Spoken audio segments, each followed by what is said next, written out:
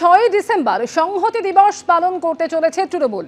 Mayor রোডে তৃণমূলের ছাত্র, যুব এবং সংখ্যালঘু সংগঠনের সমাবেশ হবে। সেখানে থাকতে পারেন মমতা বন্দ্যোপাধ্যায় এবং অভিষেক বন্দ্যোপাধ্যায়।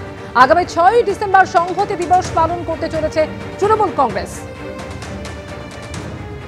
আর কি জানা যাচ্ছে তৃণমূল কংগ্রেস সূত্রে, আশাবুল হোসেন এই মুহূর্তে আমাদের জানাবেন। আশাবুল,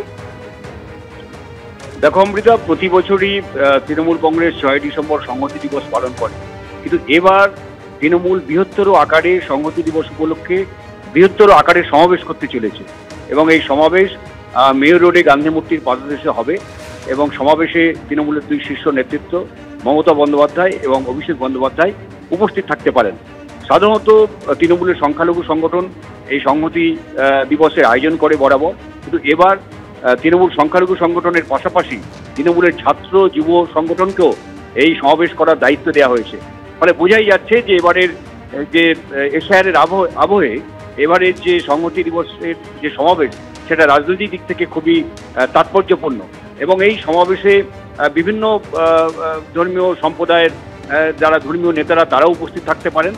আসলে তৃণমূলের শীর্ষ নেতৃত্ব এই সমাবেশকে এমন একটা চেহারা দিতে চাইছেন যে একটা সংহতির মঞ্চ, যেখানে এশিয়ারের আবহে বিজেপি একটা ভেদাভেদের রাজনীতি করতে চাইছে, সাম্প্রদায়িকতাকে এবারে বিধানসভা নির্বাচনে অন্যতম ইস্যু করতে চাইছে প্রকাশ্যে তারা, তখন মমতা বন্দ্যোপাধ্যায় এই 6 ডিসেম্বর এই সংহতি দিবসে বৃহত্তম সমাবেশ করে সেখান থেকে একটা পশ্চিমবাংলায় যে সম্প্রীতি, ঐক্য এবং সংহতির বার্তা দিতে পারেন এবং সেই সঙ্গে এই 6 ডিসেম্বরের মঞ্চকে ব্যবহার করে আনুষ্ঠানিকভাবে 2026-এর নির্বাচনী যে প্রচার, তার প্রস্তুতি, সেই তার সূচনাও মমতা বন্দ্যোপাধ্যায় করে দিতে পারেন বলেই মনে করা হচ্ছে।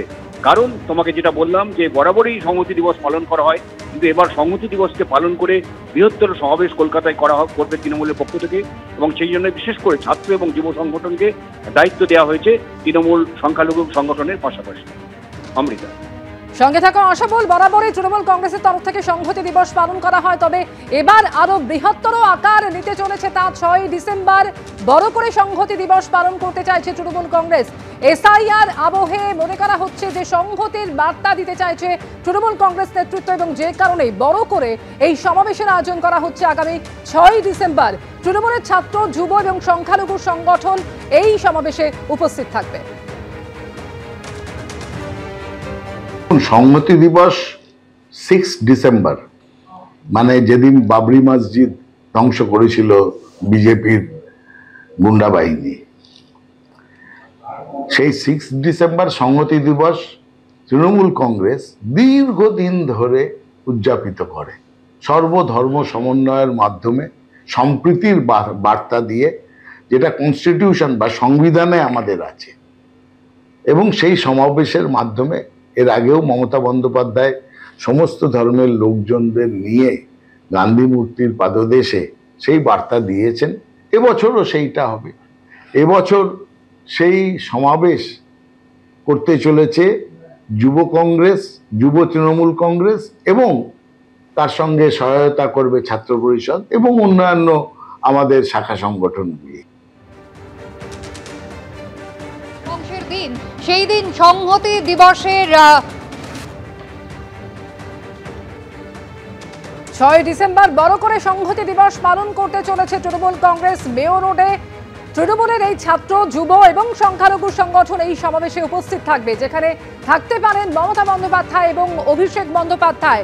আগামী 6 ডিসেম্বর মেয়র রোডে গান্ধী মূর্তির নিচে হবে তৃণমূলের এই সমাবেশ এবং মনে করা হচ্ছে যে এসআইআর আবহে সংহতির বার্তা দিতেই এই সমাবেশ আরো বড় আকারে পালন করতে চলেছে তৃণমূল কংগ্রেস।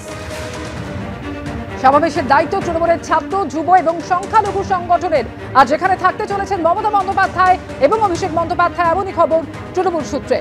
এসআইআর আবহে এবার বড় করে সংহতি দিবস পালন করতে চলেছে তৃণমূল। 6 ডিসেম্বর বড় করে সংহতি দিবস পালন করতে চলেছে তৃণমূল কংগ্রেস। মেয়র রোডে গান্ধী মূর্তির নিচে তৃণমূলের সমাবেশ হতে চলেছে আগামী 6 ডিসেম্বর এবং মনে করা হচ্ছে যে এই সমাবেশ মঞ্চ থেকে বিধানসভা নির্বাচনের প্রচারের প্রস্তুতির কাজটাও কোথায় শুরু করে দিতে চলেছে তৃণমূল কংগ্রেস এবং একই সঙ্গে এসআইআর আবহে সংহতির বার্তা দেওয়া, সেটাও একটা লক্ষ্য তৃণমূল কংগ্রেসের। বাবরি মসজিদ ধ্বংসের দিনই সংহতি দিবস পালন করলে তৃণমূল। বরাবরই সংহতি দিবস পালন করে তৃণমূল কংগ্রেস, তবে এবার তা আরো বড় আকারে হতে চলেছে।